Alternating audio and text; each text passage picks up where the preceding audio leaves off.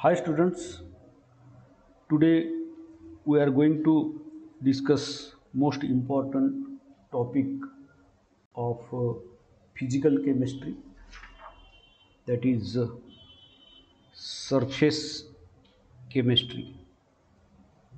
Topic is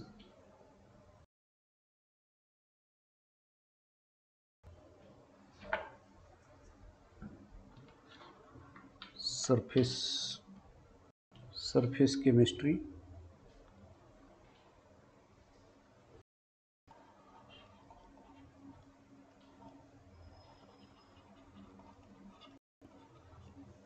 Students, surface chemistry includes three articles, that are adsorption, colloids, and catalysis. Student, we know that solid and liquid substances has surface, and molecules at the surface of solid or liquid and molecules in the bulk of the solid or liquid behaves differently. So chemistry of the molecules at surface of solid or liquid is nothing but the surface chemistry. Here molecules in the bulk of the solid or liquid are equally attracted from all sides. Therefore, they are in stable and balanced state. But molecules at the surface have no equal attraction from all sides. They have some downward pull. Due to that, the molecules at the surface can attract the molecules of other substances which comes in contact with them. So this process of, of accumulating one substance on the surface of another substance is termed as adsorption. आपल्याला absorption माहित आहे. We know absorption. For example, absorption of ink by chalk piece. This is absorption. But in this adsorption, we are saying that the molecules of one substance gets accumulated on the surface of another substance, that is adsorption. आता समजा याच्या सरफेसवर असे दुसऱ्याचे molecule जमा व्हायले, तर का जमा व्हायले म्हटलं तर या सरफेसच्या मॉलिक्यूलला रेसिड्युअल फोर्सेस आहे. ते दुसऱ्यांना अट्रॅक्ट करण्याची त्यांच्याकडे ताकद, पण ती वापरल्या गेलेली नाही. त्यांना आपण रेसिड्युअल फोर्सेस म्हणू शकतो. आणि त्या फोर्सेसला नलिफाय करण्यासाठी त्यांच्या कॉन्टॅक्टमध्ये जे कोणी येईल त्याला ते अट्रॅक्ट करतात. म्हणून एकाच्या सरफेसवर दुसऱ्याचं कॉन्सन्ट्रेशन इन्क्रीज होणं, त्यालाही आपल्याला adsorption म्हणायला जमते, किंवा process of ॲक्युम्युलेशन of one substance on the surface of another substance is known as adsorption. आणि जो सबस्टन्स सरफेस प्रोव्हाइड करतो त्याला आपण काय म्हणायचं आहे, त्याला आपण adsorbent म्हणायचं आहे. काय म्हणायचं आहे? adsorbent. म्हणजे ती substance which provide surface for accumulation of another substance is known as adsorbent. आणि जो सरफेसवर जमा होतो त्याला आपण काय म्हणायचं आहे? adsorbate म्हणायचं आहे. म्हणजे सरफेसवर जमा होणारा adsorbate, सरफेस प्रोव्हाइड करणारा adsorbent, आणि एकाच्या सरफेसवर दुसरा जमा होणं या प्रोसेसला आपण काय म्हणतो? अडसॉर्शन म्हणतो. आणि ही प्रक्रिया फक्त सरफेसवरच होऊ शकते, कारण रेसिड्युअल फोर्सेस हे सरफेसच्याच मॉलिक्यूलकडे उपलब्ध आहेत. म्हणून अडसॉर्शन हा कसा आहे म्हटलं तर सरफेस फेनॉमेनॉन आहे म्हणू शकतो. सरफेसवर घडणारी प्रक्रिया. अब्सॉर्प्शनच्या बाबतीत आपल्याला माहीत आहे, आपण इंकमध्ये चॉकपीस बुडवला तर हे पूर्ण त्या चॉकपीसच्या मधात पण इंक जाते, त्याच्या सरफेसवरही जमा होते. कशामुळं जाते तर या चॉकपीसला छोटे छोटे पोर्स असतात. म्हणजे ड्यू टू पोरस nature penetration of one substance in the body of another substance is known as absorption म्हणू शकतो. मग जो पदार्थ मधात जातो त्याला आपण काय म्हणायचं, अब्सॉर्बेट म्हणायचं. आणि ज्याच्या मधात जातो त्याला आपण काय म्हणायचं आहे, अब्झॉर्बंट म्हणायचं. म्हणजे चॉकपीस काय झाला, अब्झॉर्बंट, आणि इंक काय झालेलं आहे, अब्झॉर्बेट झालेलं आहे. अडसॉर्प्शनचे एक्झाम्पल आपल्याला बघायचे असतील तर आपण हायड्रोजनेशन ऑफ अल्किनमध्ये, म्हणजे हे हायड्रोजनेशन ऑफ अल्किन म्हणजे फॉर एक्झाम्पल इथिनचं इथेनमध्ये रूपांतर करताना काय कॅटॅलिस्ट वापरलेलं आहे. Ethylene plus H2 in presence of nickel, platinum, palladium, आणि इकडं आपल्याला CH3 इथेन मिळते. तर इथं या निकेलच्या सरफेसवर आपण फाईनली डिव्हायडेड निकेल म्हटलेलं आहे, त्याच्या सरफेसवर काय होते, हे हायड्रोजन ॲक्युम्युलेट होतात. पास असं म्हणजे निकेल हा काय झाला, अडसॉर्बंट झाला, आणि याच्यावर जमा झालेला ॲक्युम्युलेट झालेला हा H2 गॅस काय झाला म्हणू शकतो, अडसॉर्बेट म्हणू शकतो. किंवा आपण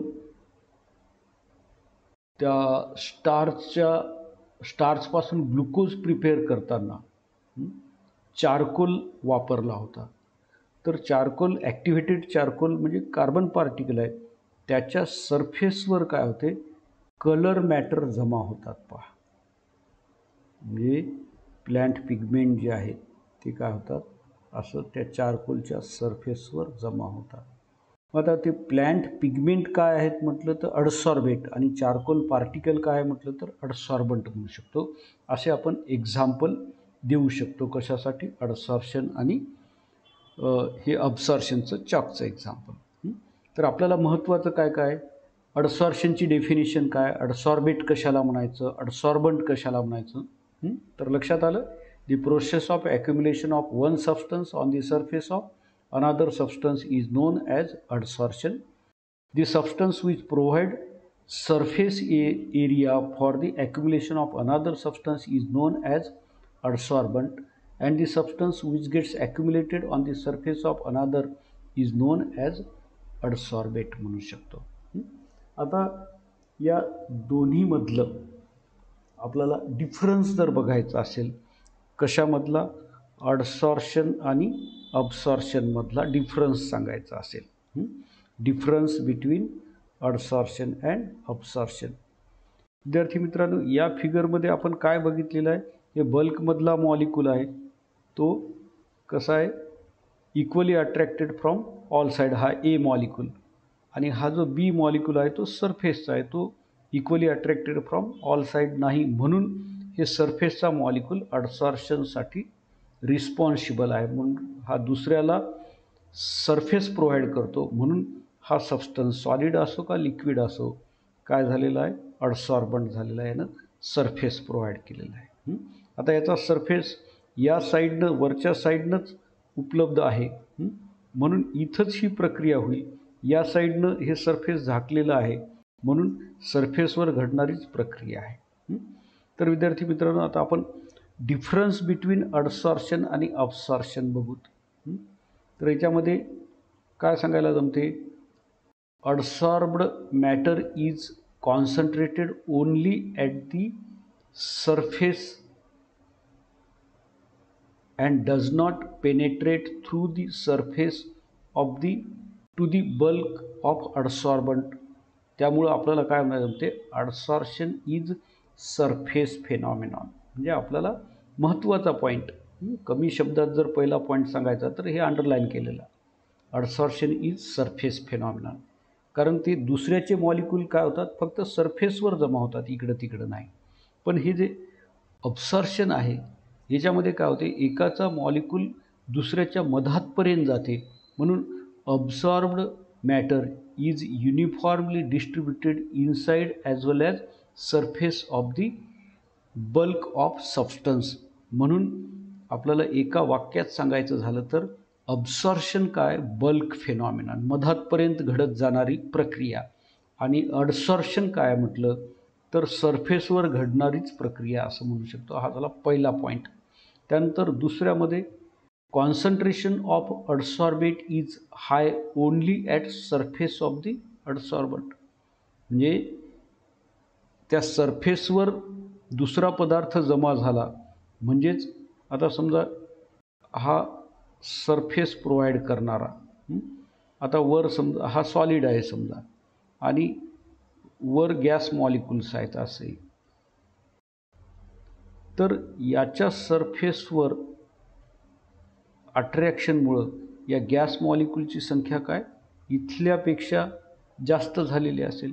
म्हणजे concentration of adsorbate is high only at surface of the adsorbent. म्हणजे सरफेसवर गॅस मॉलिक्यूलची संख्या ही गॅसमध्ये जेवढे मॉलिक्यूल आहेत त्यापेक्षा कशी आहे, जास्त आहे. म्हणजे concentration of adsorbate is high only at surface of the adsorbent. म्हणून आपण दुसरी डेफिनेशन केलेली आहे, ती process of accumulation of one substance or process of increasing concentration of one substance on the surface of another substance is also known as adsorption म्हटलेलं आहे.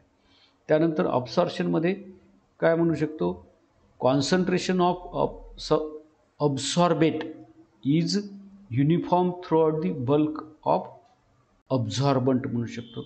म्हणजे ते इंक जी आहे ती चॉकपीसमध्ये सगळीकडे सारख्या प्रमाणात डिस्ट्रीब्यूट झालेली आहे. पण colour matter on charcoal, hydrogen on nickel हे फक्त सरफेसवरच त्यांचं कॉन्सन्ट्रेशन वाढलेलं आहे.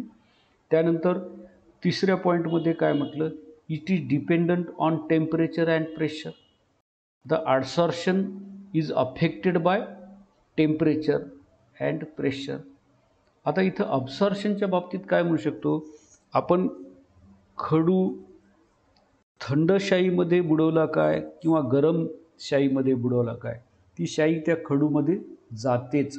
म्हणून independent of external factor like temperature and pressure आहे म्हणायचं. ते कोण, अब्सॉर्प्शन.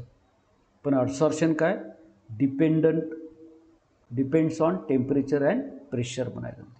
अजून पुढे डिफरन्स जर बघायचा झाला तर हे अडसॉर्प्शन होताना हीट एनर्जी इव्हॉल्व होते. पहा काय, इव्हॉल्युशन ऑफ हीट, की ज्या निघालेल्या हीटला आपण हीट ऑफ अडसॉर्प्शन म्हणू शकतो. काय म्हणू शकतो, हीट ऑफ अडसॉर्प्शन. म्हणजे during adsorption process heat energy is evolved, therefore we can say that it is exothermic process. कोणता आहे, अडसॉर्प्शन कसा प्रोसेस आहे, एक्झोथर्मिक. आणि अब्सॉर्प्शनमध्ये काय होते, हीट इव्हॉल्वही होत नाही आणि हीट अब्सॉर्वही होत नाही. म्हणून इकडं एक्झोथर्मिक लिहिलं म्हणून इकडं एंडोथर्मिक लिहायचं नाही. इकडं काय म्हणणार आपण, absorption is neither exothermic nor endothermic असं म्हणू शकतो. म्हणजे अब्सॉर्प्शनमध्ये हीट एनर्जी अब्सॉर्व होत नाही आणि इव्हॉल्वही होत नाही आणि अब्सॉर्पण होत नाही. पण अडसॉर्प्शनमध्ये heat energy is always evolved, therefore the process is exothermic. आणि जी काही हीट इव्हॉल्व होते त्याला हीट ऑफ अडसॉर्प्शन असं म्हणतात. त्यानंतर सरफेस एरियावर घडणारी प्रक्रिया आहे. जर सरफेस एरिया वाढला तर एक्सटेंट ऑफ अडसॉर्प्शनसुद्धा वाढते. म्हणून adsorption depends on surface area. आणि हे जे अब्सॉर्प्शन आहे हे इंडिपेंडंट ऑफ सरफेस एरिया आहे. म्हणजे कसं आहे, इंकमध्ये शाई जाते. आपण इंकला प्लॅस्टिकनं कव्हर केलं आणि त्याला थोडंसं छिद्र पाडलं तर त्या छिद्रामधून सुद्धा शाई मधात जाऊ शकते. म्हणजे सरफेस कमी केला तरी तो प्रोसेस पूर्ण होऊ शकतो. पण अडसॉर्प्शनमध्ये सरफेस जेवढा एक्सपोज असेल तेवढ्याच भागावर ते अडसॉर्प्शन होऊ शकते. म्हणून adsorption depends on surface area आणि absorption independent of surface area म्हणू शकतो.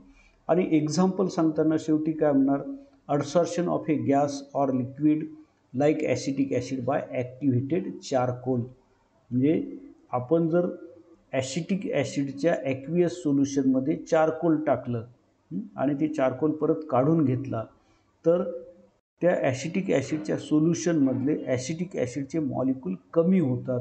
म्हणजेच का कमी झाले तर चारकोलच्या सरफेसवर ॲसिटिक ॲसिडचे मॉलिक्यूल अडसॉर्ब झाले. किंवा accumulation of colour matter on the surface of activated charcoal किंवा accumulation of hydrogen gas on nickel, हे एक्झाम्पल आपण अडसॉर्प्शनचे सांगू शकतो.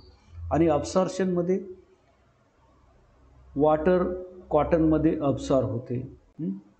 Absorption of ink by blotting paper किंवा absorption of ink by chalk piece, हे आपण या अब्सॉर्प्शनचे एक्झाम्पल सांगू शकतो. तर विद्यार्थी मित्रांनो, अशा पद्धतीनं आपल्याला डिफरन्स बिटवीन अडसॉर्प्शन आणि अब्सॉर्प्शन करायला लागेल. ते अडसॉर्प्शन फेनॉमेना आपण जेव्हा अब्सॉर्प्शन बरोबर कम्पेअर करू त्यावेळेस आपल्याला असे डिफरन्स मिळतील.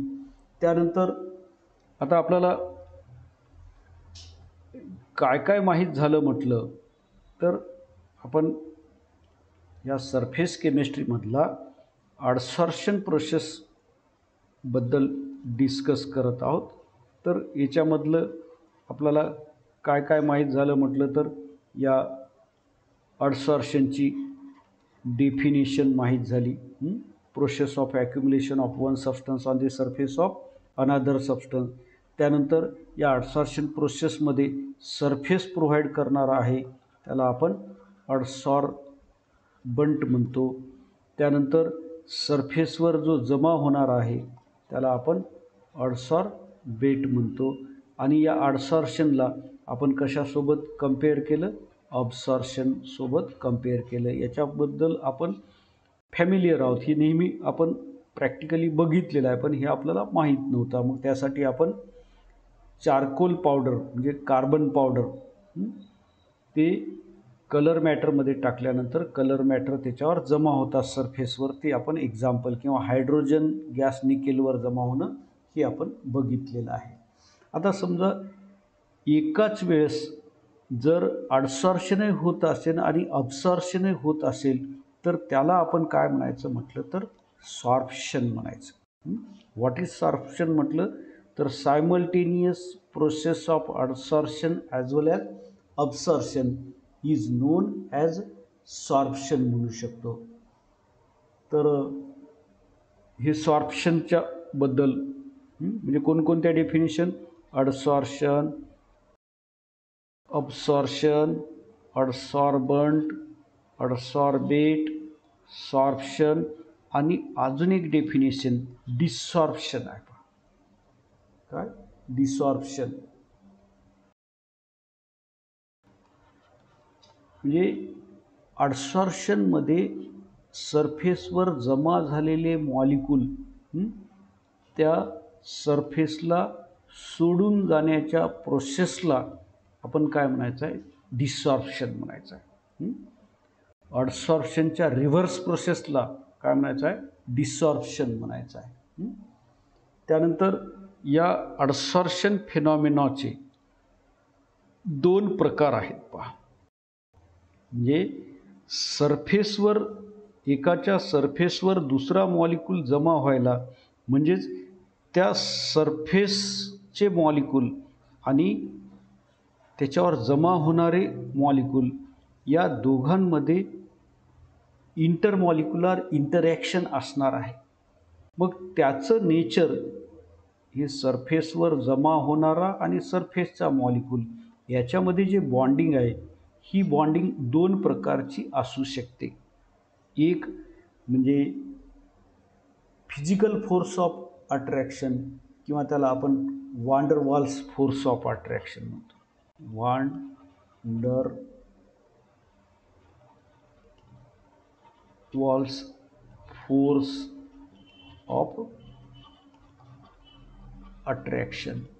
आणि दुसरं म्हणजे डायरेक्ट केमिकल नेचरची बॉन्डिंग म्हणजे कोव्हॅलंट बॉन्ड किंवा आयनिक बॉन्ड, म्हणजे त्याला आपण केमिकल बॉन्ड्स म्हणू शकतो. या वांडरवॉल्स फोर्सेसला आपण काय म्हणू शकतो, फिजिकल बॉन्डिंग किंवा फिजिकल फोर्सेस म्हणू शकतो आणि याला केमिकल फोर्सेस म्हणू शकतो.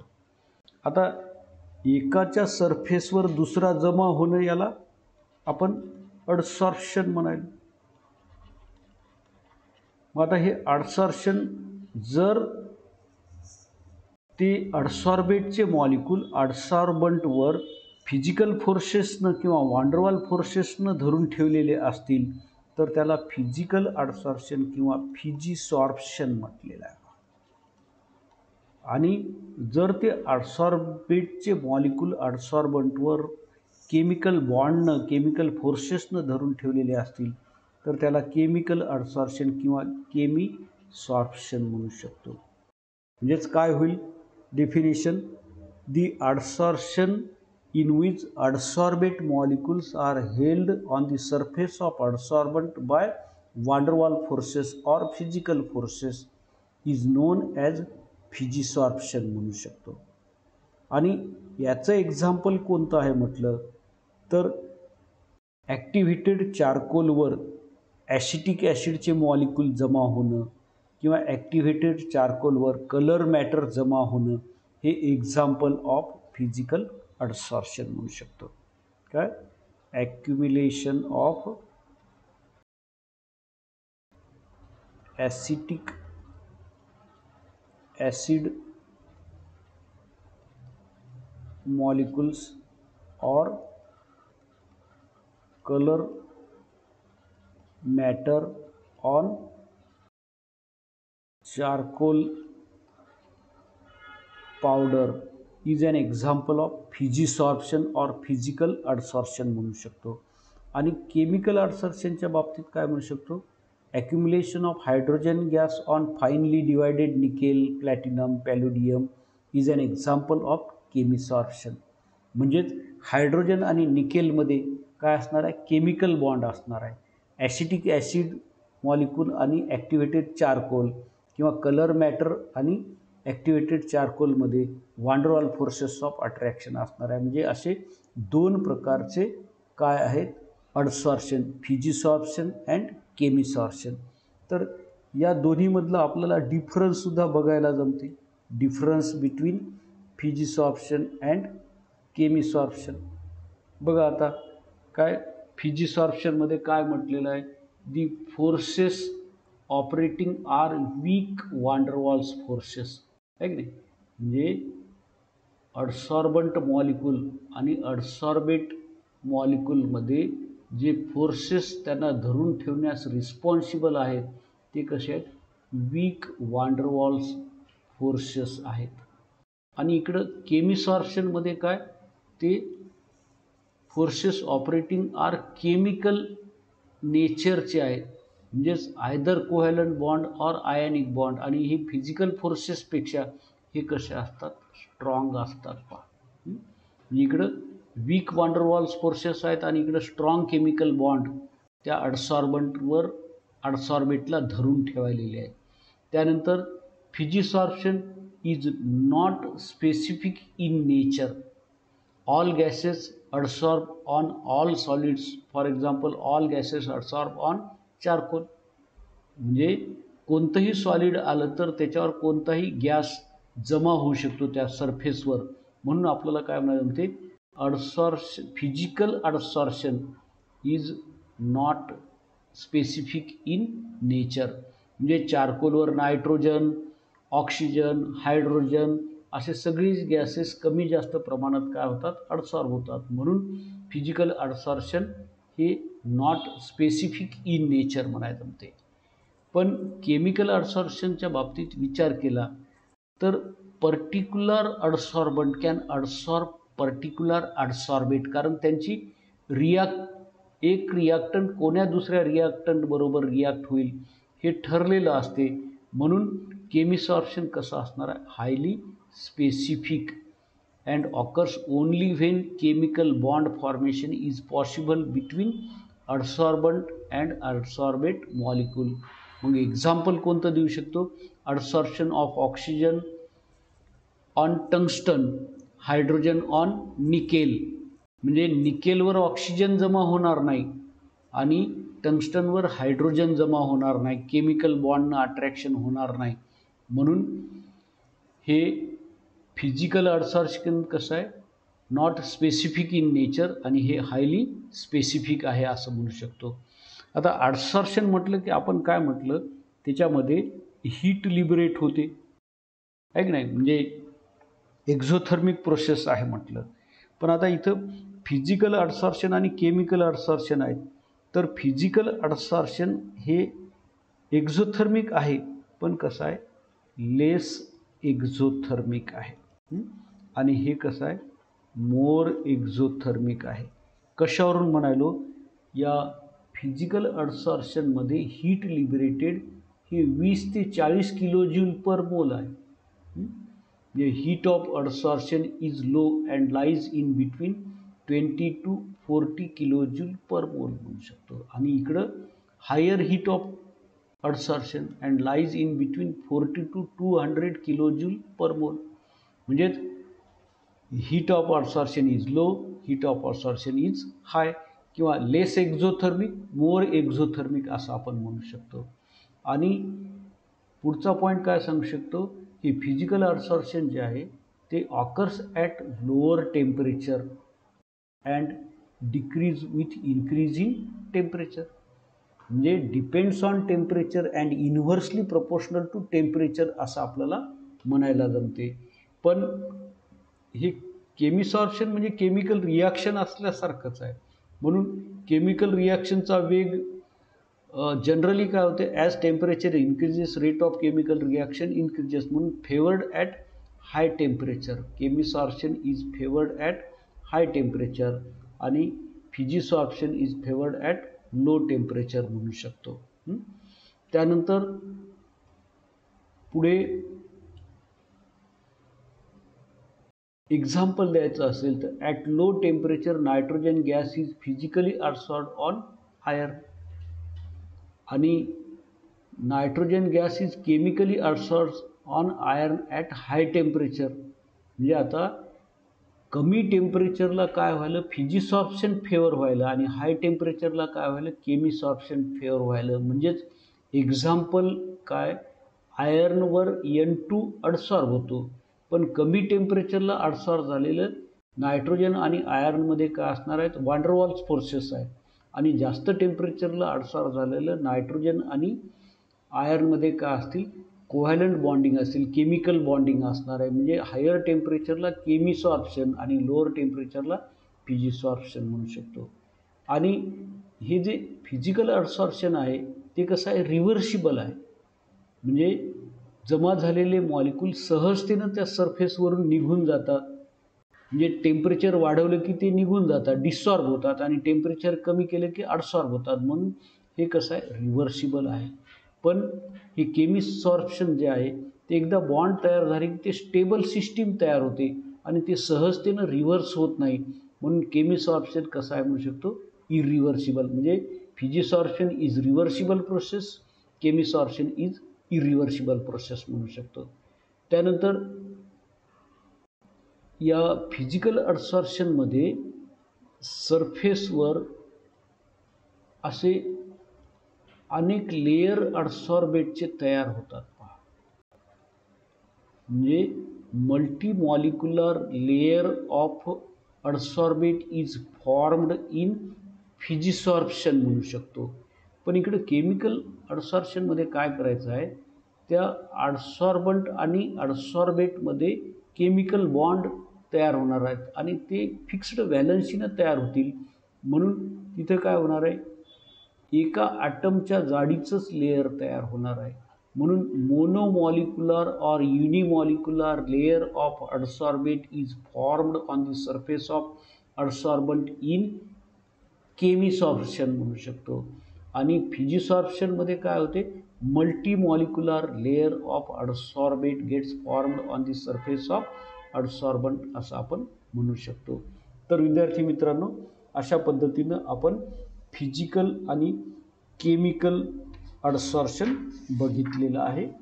त्यानंतर आपल्याला डिस्कस करायचं आहे factors affecting rate of adsorption. काय discuss factors affecting rate of adsorption. तर हे जे ॲडसॉर्प्शन फेनॉमिनॉन आहे हे कशा कशावर डिपेंड आहे. एक, नेचर ऑफ ॲडसॉर्बेट. ॲडसॉर्बेट म्हणजे सरफेसवर जमा होणाऱ्या पदार्थाच्या नेचरवर रेट ऑफ ॲडसॉर्प्शन डिपेंड आहे. दुसरं, नेचर ऑफ ॲडसॉर्बंट. नेचर ऑफ ॲडसॉर्बंट म्हणजे ॲडसॉर्बंट कोणता वापरला त्याच्यावर सुद्धा एक्सटेंट ऑफ ॲडसॉर्प्शन डिपेंड करते. नंतर सरफेस एरिया. आपण म्हटलेलं आहे ॲडसॉर्प्शन काय सरफेस फेनॉमिनन आहे. सरफेस एरिया ऑफ ॲडसॉर्बंट म्हणू शकतो.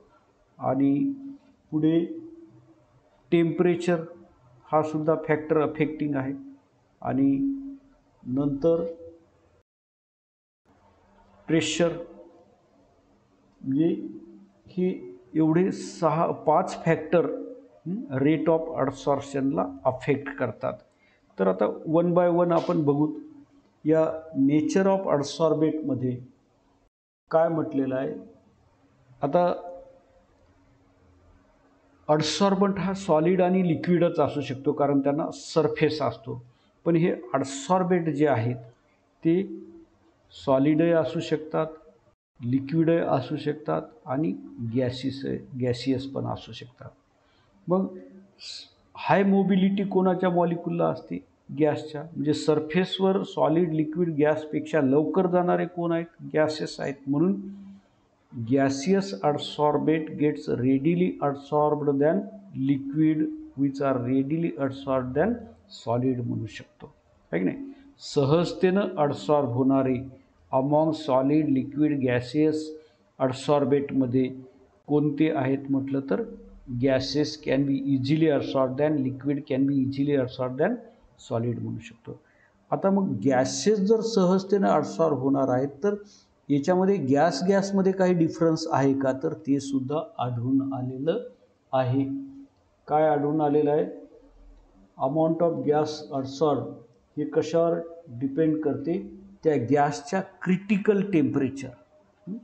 कोणतं temperature, critical temperature. Critical temperature म्हणजे असं हायेस्ट टेम्परेचर की ज्या टेम्परेचरपेक्षा अजून जास्त टेम्परेचर वाढवलं आणि आपण कितीही प्रेशर वाढवून त्याचं लिक्विफॅक्शन केलं तर होत नसेल तर तशा टेम्परेचरला काय म्हणायचं, क्रिटिकल टेम्परेचर म्हणायचं. म्हणजे त्या टेम्परेचरपर्यंत नेऊन त्या गॅसला त्या टेम्परेचरपर्यंत थंड करून वाटल्यास म्हणू शकतो.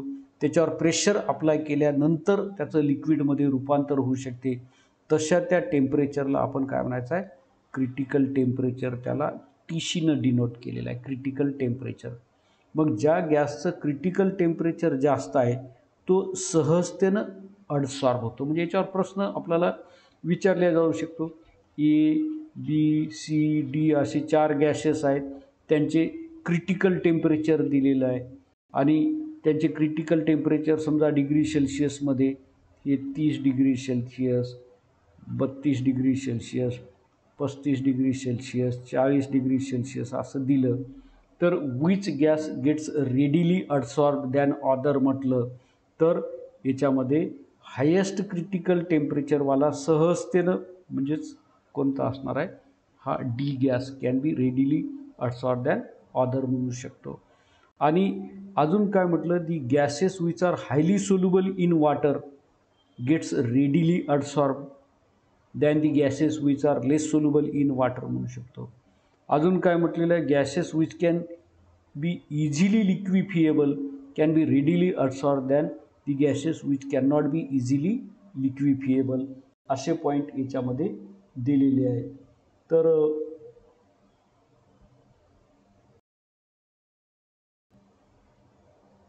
म्हणजे SO2 क्लोरीन अमोनिया ही गॅसेस कसे आहेत सहज लिक्विफिएबल आहेत कोणापेक्षा म्हणजे कोणते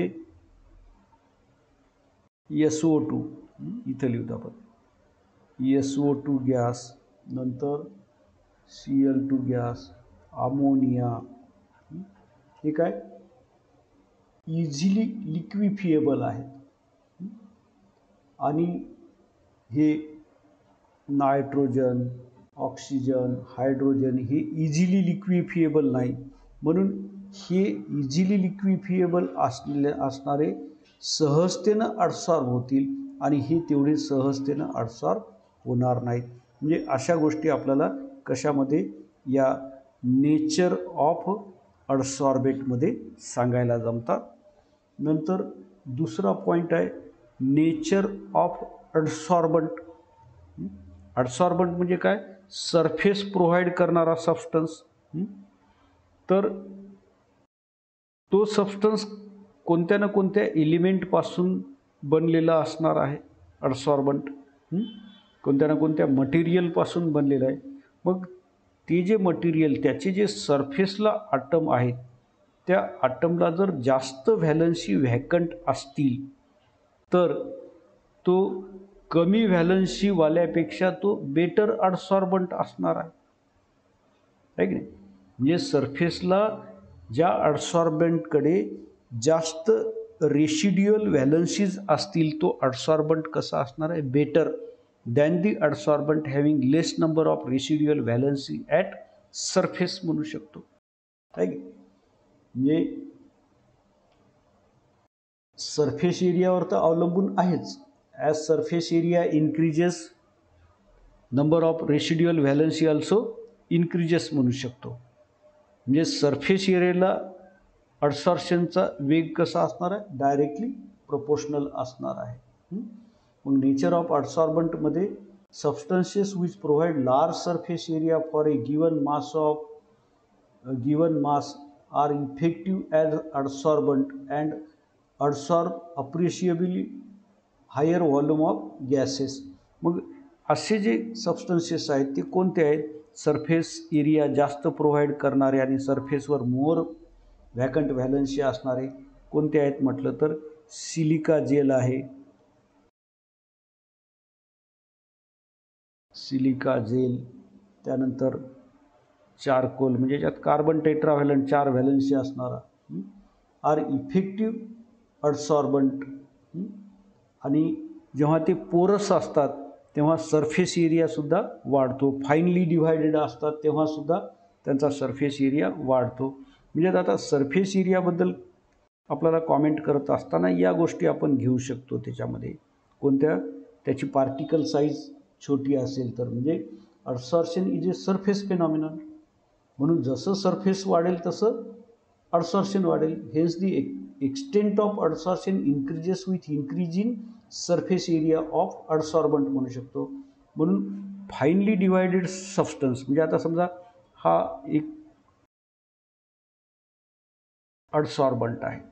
आता याचा सरफेस एरिया म्हणजे याच्या 6 बाजू म्हणू शकतो. पण याचे जर 2 तुकडे केले असे मधातून तर काय होईल असे इथून 2 तुकडे केले याचे तर या ठिकाणी एक नवीन सरफेस निर्माण होईल आणि या साईडला एक नवीन सरफेस निर्माण होईल. म्हणजे जसं जसं आपण त्याला फाईनली डिव्हायडेड करत राहू बारीक बारीक करत राहू तसतसं सरफेस एरिया काय होईल वाढत जाईल आणि as surface area increases extent of adsorption also increases. म्हणून फाईनली डिवायडेड सबस्टन्सेस, त्याचबरोबर स्मूथ सरफेसच्या ऐवजी रफर सरफेस असणारा adsorbent will provide more surface area. Colloidal substances म्हणजे असे स्मॉलर पार्टिकल साईज असणारे पार्टिकल की जे सरफेस एरिया जास्त प्रोव्हाइड करतात are good adsorbent because they provide larger surface area than the block of same mass of the substance म्हणू शकतो. म्हणजे एवढा सॉलिड आहे आणि या सॉलिडचे आपण पार्टिकल केले बारीक बारीक तेवढ्याच वजनाचे, तर काय होईल, याचं अडसॉर्प्शन जास्त असेल, याचं अडसॉर्प्शन कमी असणार आहे. कारण फाईनली डिव्हायडेड केल्यामुळं नवीन नवीन सरफेस निर्माण झाले आणि नवीन नवीन सरफेस निर्माण झाले म्हणजे सरफेस एरिया वाढत गेला आणि सरफेस एरियाला अडसॉर्प्शन कसं आहे, डायरेक्टली प्रपोर्शनल आहे. आता पुढचा फॅक्टर कोणता, टेम्परेचर आहे. आता अडसॉर्प्शन दोन प्रकारचं आहे. कोणतं, एक फिजिकल अडसॉर्प्शन आहे आणि दुसरं केमिकल अडसॉर्प्शन आहे. तर हे फिजिकल अडसॉर्प्शन काय, टेम्परेचरला इन्व्हर्सली प्रपोर्शनल आहे. म्हणजे काय होते, कमी टेम्परेचर असेल तर त्या गॅसियस अडसॉर्बेटची कायनेटिक एनर्जी कमी असेल आणि ते स्वतः खूप जोरात मूव्ह न होता हळूहळू मूव्ह होतात. त्यामुळं या सरफेसच्या अट्रॅक्शनला ती इझिली अट्रॅक्ट होतील आणि सरफेसवर जमा होतील. पण हेच याला हीट केलं की काय होईल, ही कायनेटिक एनर्जी या गॅस मॉलिक्यूलची अडसॉर्ब झालेल्याची इन्क्रीज होईल आणि ही याला निघून जातील या सरफेसवरून. म्हणून फिजिकल अडसॉर्प्शनला काय म्हणू शकतो, टेम्परेचर हाय असलं की रेट ऑफ अडसॉर्प्शन कसं असणार आहे, कमी असणार आहे. आणि लोअर टेम्परेचरला हे फिजिकल अडसॉर्प्शन कसं असणार आहे, जास्त असणार आहे. म्हणजे लोअर टेम्परेचर फेवर्स दी फिजिकल अडसॉर्प्शन म्हणू शकतो. आणि केमिकल अडसॉर्प्शनमध्ये केमिकल रिॲक्शन होते. म्हणजे as temperature increases rate of chemical reaction increases. त्यामुळं टेम्परेचरला काय असणार आहे, डायरेक्टली प्रपोर्शनल असणार आहे. म्हणजे हे कसं असणार आहे, इन्व्हर्सली प्रपोर्शनल टू टेम्परेचर आणि हे कसं असणार आहे, डायरेक्टली प्रपोर्शनल टू टेम्परेचर असं म्हणू शकतो. त्यानंतर प्रेशरचा आपण विचार करू लागलो तर प्रेशर हा फॅक्टर केव्हा अफेक्ट होऊ शकतो, जर अडसॉर्बेट हा गॅसियस स्टेटमध्ये असेल तरच हा प्रेशर फॅक्टर अफेक्ट करू शकतो. म्हणजे एखाद्या सॉलिडच्या सरफेसवर गॅस असेल आणि त्या गॅसचं प्रेशर वाढलं तर पर व्हॉल्यूम त्या गॅसची मॉलिक्यूलची संख्या वाढलेली असेल, त्यामुळं सरफेसवर सुद्धा जमा होण्याची संख्या वाढलेली असेल. म्हणून हे अडसॉर्प्शन काय असणार आहे, डायरेक्टली प्रपोर्शनल टू प्रेशर असणार आहे. पण असा त्याचा स्ट्रेट लाईन ग्राफ येणार नाही, कारण सुरुवातीला सरफेस रिकामा असल्यामुळं प्रेशर जसं जसं वाढत जाईल तसं तसं मॉलिक्यूल जमा होण्याचा म्हणजे रेट ऑफ अडसॉर्प्शन वाढेल. पण नंतर सरफेसवर मॉलिक्यूलची गर्दी निर्माण झाल्यामुळं, जागा नसल्यामुळं हळूहळू अडसॉर्बेट येतील आणि मग पुन्हा एकदा हा सरफेस एरिया जाम कव्हर झाल्यानंतर पुढे किती प्रेशर वाढवलं तर रेट ऑफ अडसॉर्प्शन इन्क्रीज होणार नाही. म्हणून आपण याच्यासाठीचा ग्राफ असा दाखवू शकतो.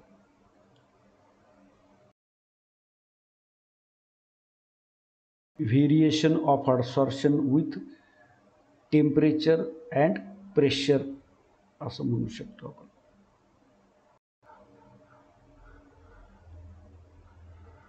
काय व्हायला याच्यामध्ये, हे एक्स अपॉन यम, एक्स म्हणजे मास ऑफ अडसॉर्बेट आणि यम म्हणजे मास ऑफ अडसॉर्बंट. म्हणजे एक्स अपॉन यम काय इंडिकेट करते, याची मॅग्निट्यूड जर जास्त असेल तर अडसॉर्प्शन जास्त आणि याची मॅग्निट्यूड कमी असेल तर अडसॉर्प्शन कमी. आता इकडं प्रेशर वाढायलं तर काय व्हायलं, हे ग्राफ असा वरवर चालला पहा. म्हणजेच काय व्हायलं, अडसॉर्प्शन वाढायलं म्हणू शकतो. सुरुवातीला जसं जसं प्रेशर वाढेल तसं तसं अडसॉर्प्शन काय व्हायलं, वाढत गेलं, असं फास्टली इन्क्रीज झालं या सुरुवातीला. पण नंतर काय झालं, ते स्लोली इन्क्रीज होत गेलं आणि पुढे काय दिसायला आपल्याला, हे या ॲक्सिसला पॅरलल चालल्यासारखं दिसायला पहा. कोणत्या ॲक्सिसला? एस ॲक्सिसला. म्हणजे पुढे किती प्रेशर वाढवलं तर रेट ऑफ ॲब्सॉर्प्शन वाढणार नाही. आणि दुसरी एक गोष्ट बघा, इथं टेम्परेचर जास्त आहे, इथं टेम्परेचर थोडं कमी आहे आणि इथं टेम्परेचर खूप कमी आहे. म्हणजे कमी टेम्परेचरला एक्सटेंट ऑफ ॲब्सॉर्प्शन कसं आहे? जास्त आहे आणि जास्त टेम्परेचरला एक्सटेंट ऑफ ॲब्सॉर्प्शन कसं आहे? कमी आहे. हे सुद्धा हा ग्राफ सांगतो. आणि एकाच पर्टिक्युलर टेम्परेचरला तो जर ग्राफ घेतलेला असेल की जो एक्सटेंट ऑफ ॲब्सॉर्प्शन आणि प्रेशरमधलं रिलेशन दाखवतो, तशा त्या ग्राफला काय म्हटलेलं आहे? ॲब्सॉर्प्शन आयसोथर्म म्हटलेलं आहे. What is absorption isotherm? The curve obtained by plotting extent of absorption versus pressure at constant temperature. Temperature कसं आहे? कॉन्स्टंट आहे. तशाला आपण काय म्हणायचं आहे? ॲब्सॉर्प्शन आयसोथर्म म्हणायचं. याच्यावरून आपल्याला प्रेशरचा परिणाम सुरुवातीला कसा दिसतो? खूप जास्त, म्हणजे फास्टली इन्क्रीज होते. नंतर कसा दिसतो? स्लो दिसतो. आणि नंतर काय? नो इन्क्रीज दिसते. म्हणजे हे पॅरलल चाललेलं आहे. म्हणजे 3 भाग: फास्ट इन्क्रीज, स्लो इन्क्रीज आणि नो इन्क्रीज. मग अशा टाईपचं रिलेशन दाखवणारा जो ग्राफ आहे त्याला आपण काय म्हणायचं? ॲब्सॉर्प्शन आयसोथर्म म्हणायचं. तर याच्यावरूनच आपल्याला एका शास्त्रज्ञानी या ॲब्सॉर्प्शन आयसोथर्मबद्दल क्वांटिटेटिव्ह रिलेशन दिलेलं आहे आणि त्याला फ्रॉन्डलिक ॲब्सॉर्प्शन आयसोथर्म म्हटलं आहे. म्हणजे त्याचं इक्वेशन कसं आहे म्हटलं तर आपण, म्हणजे फ्रॉन्डलिक ॲब्सॉर्प्शन आयसोथर्मचं इक्वेशन कसं आहे? हे x/m is equal to k into p⁴ आणि हा n काय आहे? ग्रेटर दॅन 1 अशा टाईपचं आहे. तर म्हणजेच हे एक्सटेंट ऑफ ॲब्सॉर्प्शन हे प्रेशरला डायरेक्टली प्रोपोर्शनल आहे असं आपल्याला म्हणायला जमते. मग आता याच्यातलं एक्स काय आहे म्हटलं तर mass of the gas absorb, m काय? Mass of absorbent at pressure P. x/m काय आहे म्हटलं तर mass of gas absorb per unit mass of the absorbent. आणि पी काय आहे म्हटलं तर इक्विलिब्रियम प्रेशर. आणि याच्यातले हे के आणि एन काय तर constant which depend on nature of absorbent and temperature.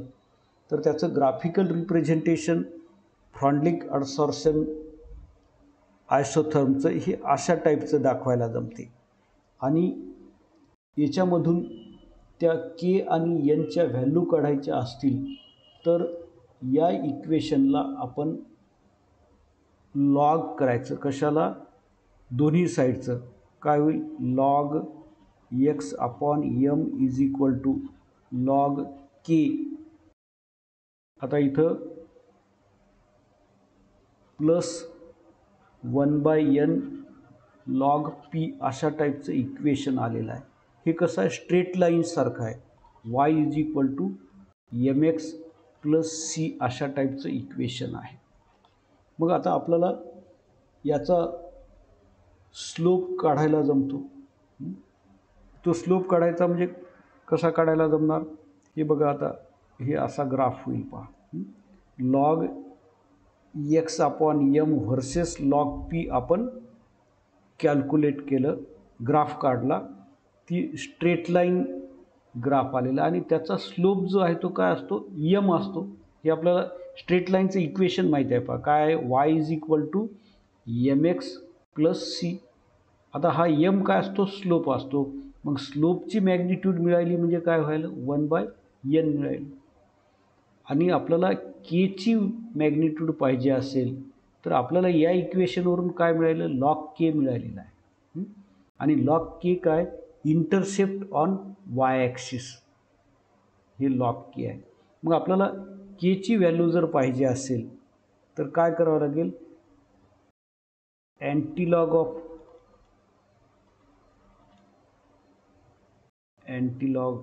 Of log के घेतलं काय मिळेल, के मिळू शकतो.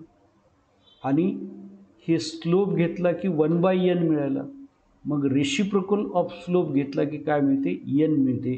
म्हणजे फ्रॉन्डलिक ॲडसॉर्प्शन आयसोथर्ममध्ये जे के आणि n कॉन्स्टंट आहेत त्याला आपण त्या फ्रॉन्डलिक आयसोथर्मचा जो इक्वेशन आहे, कोणतं इक्वेशन, हे इक्वेशन म्हणजे काय म्हणू शकतो, the mathematical expression which gives relation between extent of adsorption and pressure at constant temperature is known as Freundlich adsorption isotherm. Mathematically it can be given by x upon m is equal to k into p to the power 1/n. हे k n काय ते आपण सांगितल्या. मग याच्यातल्या k आणि n च्या magnitude करण्यासाठी या इक्वेशनचा दोन्ही साईडला लॉग घ्यायचं.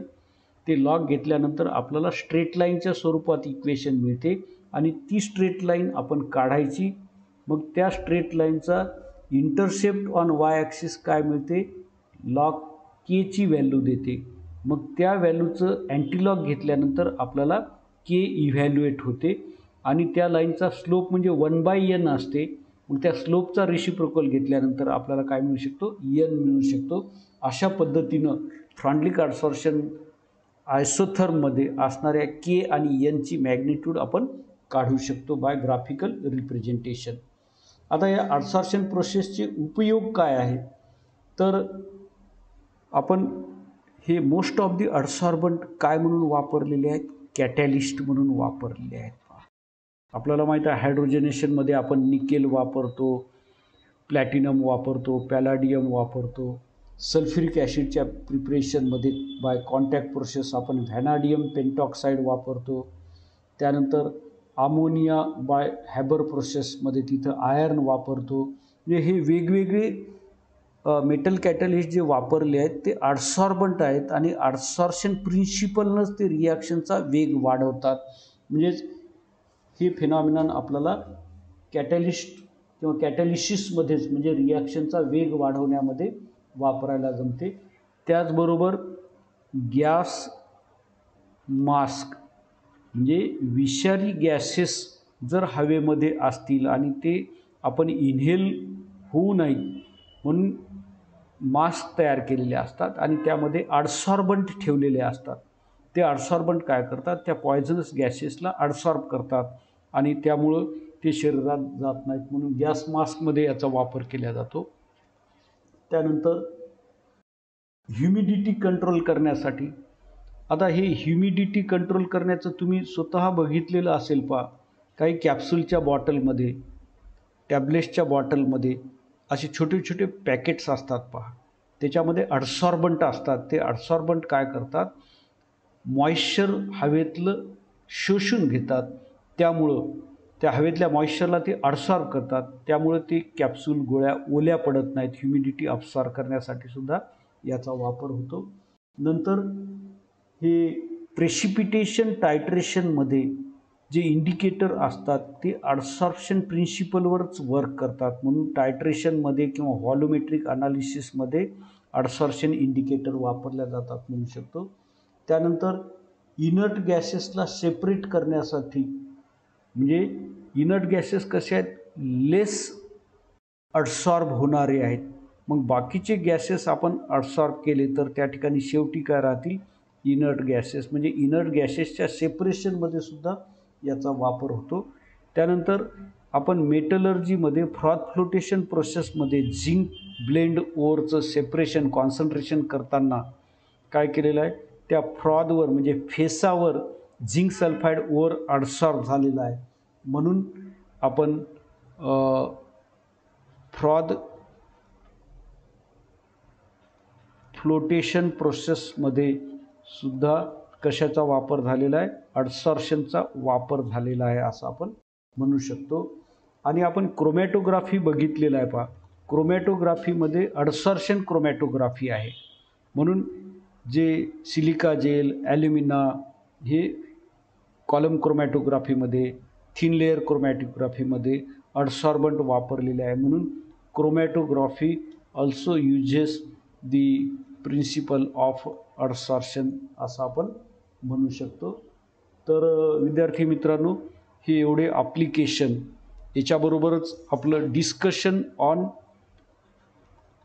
अडसॉर्प्शन ही या ठिकाणी कंप्लीट होते. विद्यार्थी मित्रांनो, सरफेस केमिस्ट्रीमधला एक युनिट या ठिकाणी कंप्लीट झालेला आहे. टेक्स्टबुकमधून लाईन टू लाईन रीड करा, त्याचे एक्सरसाइजमधले प्रश्न सोडवा, काही डाऊट असतील तर विचारा. थांबूत या ठिकाणी. थँक्यू.